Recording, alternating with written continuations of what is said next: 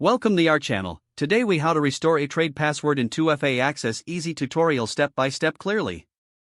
To restore your eTrade password and regain 2FA access, start by visiting the eTrade website. Click on the Log On button located at the top right corner of the home page.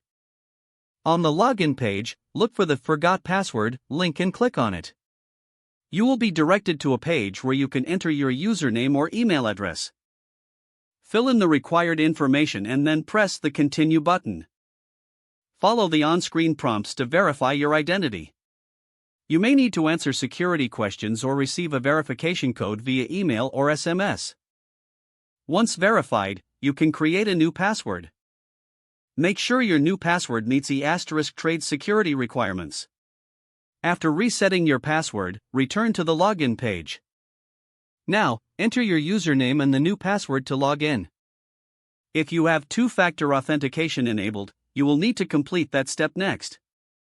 Check your chosen 2FA method for the authentication code, such as your authenticator app or SMS. Enter the code as prompted on the screen. If you do not have access to your 2FA method, select the Need Help link. Follow the instructions to regain access to your 2FA settings. Once you have accessed your account, consider updating your 2FA method if necessary. You have now successfully restored your eTrade password in 2FA Access.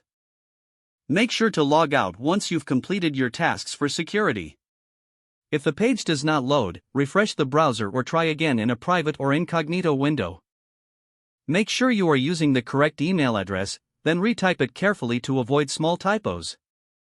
If your password is not accepted, use the reset option and create a new strong password you can remember.